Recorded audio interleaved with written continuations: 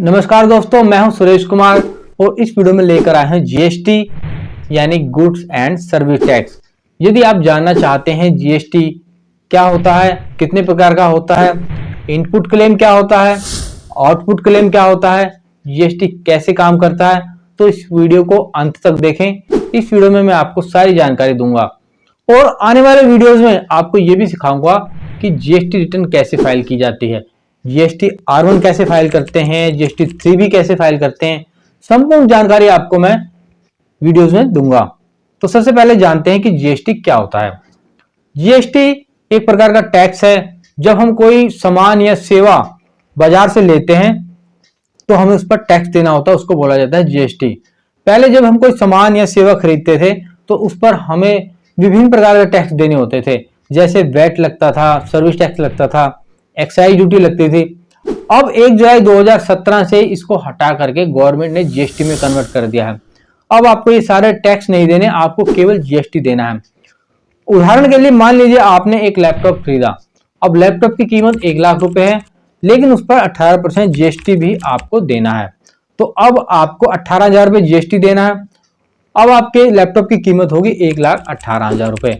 तो जो आपने 18,000 रुपए गवर्नमेंट को जीएसटी दिया है उसी को बोलते हैं इनपुट क्लेम टैक्स। जीएसटी 3 प्रकार का होता है, CGST, SGST, IGST. CGST central government को जाता है, एसजीएसटी स्टेट गवर्नमेंट को जाता है, आईजीएसटी जब 2 राज्यों के बीच में लेन देन होता है तो ये केंद्र सरकार को जाता है। उदाहरण के लिए मान लीजिए आप दिल्ली के अंदर अपना कोई भी बिजनेस करते हैं और आप दिल्ली के अंदर अपनी कोई सर्विस प्रोवाइड करते हैं, तो आपको उस पर सीजीएसटी और एसजीएसटी लगाना है। लेकिन यदि आप दिल्ली से बाहर कोई अपना माल या सेवा प्रोवाइड कराते हैं तो वहां पर आपको आईजीएसटी लगाना होता है। इनपुट टैक्स क्रेडिट क्या है? इनपुट टैक्स क्रेडिट का मतलब ये होता है, यदि आपने कोई सामान या सेवा किसी से ली है और उस पर जीएसटी पे किया है, उसका आपको क्लेम मिल जाता है। इसी को बोला जाता है इनपुट टैक्स क्लेम। मान लीजिए आपने 50,000 का रॉ मटेरियल खरीदा और उस पर आपने 18% जीएसटी पे किया, यानी कि 9,000 रुपए।